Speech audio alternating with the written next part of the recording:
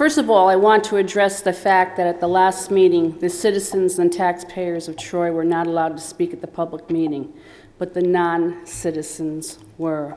I wrote a letter to our President Rodney and to our Councilman Dean, who passed it on to Mr. Doherty, because I was not happy about that. It's always been the norm that the citizens of Troy talk, and anyone who's not from the city was just not allowed to. If anyone is on the council or here long enough to remember the days of when Alan Gillespie used to try and speak, and he was carried out. The only ones that were allowed to speak were the hand-picked list of Willies, who didn't even follow the procedure rule. And I really am, I have to say, surprised that Willie is not here.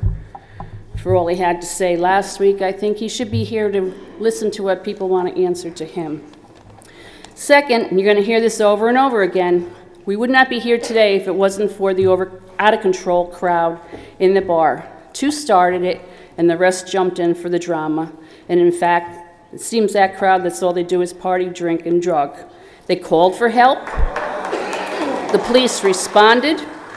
And thank God, if the police didn't respond, maybe the shooting and the stabbing as usual might have followed. We don't know.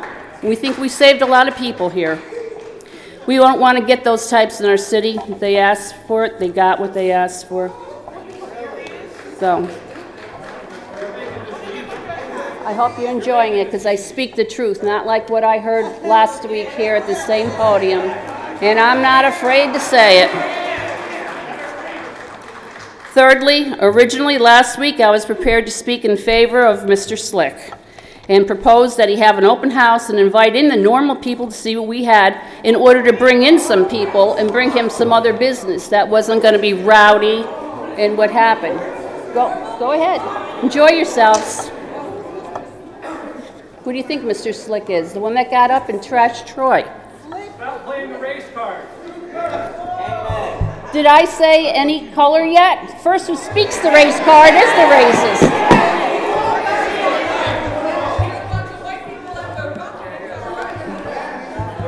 Tina, if you could address us. I'll address you. Remember, everyone in this audience, I live in North Central. I have lived here my entire life, and I bet you a lot of people here haven't. And not once have I said white or black, and the first that calls the race card is the racist. So think about that. Anyway, back to what I was saying, I have the speaker. I had thought that maybe he could have an open house and invite the citizens of Troy in and show us what he had. And then we could help him run his business and get a lot in for him instead of having to put up with all kinds of problems that he has with the night crowd. There's things you could do, baby showers, wedding showers, engagement parties. You don't always have to have a rowdy crowd. But when I sat and I listened to him just trash our fine city and called everything possible, and the fact that he more than contributed to what happened, he called us. I want nothing more than Mr. Slick to be on his way. He's no ale house, he's no Finnabar, no Browns, no brew pub, he's just plain disgusting. Fourthly, Willie. Willie and I have tried to get along. We had an issue at first. Our neighborhood group for years has worked to remove the non-resident troublemakers in our part of the city, but we have never, ever, ever had a racial problem. Ever, until Willie came along and invented one. That's right. Do you see any racial problems? Has anyone ever complained about racial problems? I haven't heard in my 62 years. How come there's only one tonight and last week? Why don't you be honest with yourselves? If you don't like Troy, leave it. No, shame on you. Now, why would we do that? Why would Willie do that? Because Willie needs to be in the spotlight, and he wanted to be the almighty savior of North Central. We never had marches, we never had tirades on TV, because we never had a problem. Here's a verse from my Bible. Just please direct it to me and not to the audience. Okay, all right.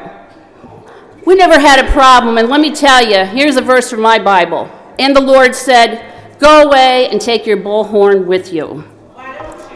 Last and not least, Chief Tedesco. He is not going anywhere. You can stifle him, you can throw him out of his office, and you can be afraid to face the public with the problems, and you can shove him out in front to do your job, the bunch of weenies, but he's staying. He's done more for the problems in this city than any other chief I can remember. When things were at their worst in North Central and he was only a captain and headed up the community policing, we had the best group of cops working for him, and he never failed us. They did know the North Central streets, and the people knew them. And if you didn't know those cops, you weren't trying very hard, and you certainly didn't help to make things better, because you weren't with the police department, you weren't raising your hand saying, can I join a group, can I help? All these people that are catcalling here, I've never worked on a committee with them. I'm awful sorry. If you're calling for his resignation, you're still in diapers or living somewhere else when he was running community policing. He is our hero, and he'll have to go through us to remove him. Wouldn't you like to have someone else feel about you like our neighborhood groups feel about him? What the black and the white citizens in this city of Troy need is a big hug. For we all have to go through what happened last month with all these interlopers, the liars, and the troublemakers. I have a lot more to say, but I'm sure my 5 minutes is up. And I think that maybe some people might think about what they want to do in their city to make it better. Because sitting there and laughing and catcalling is not going to make your city any better. And I bet you don't even know your neighbors. Thank you.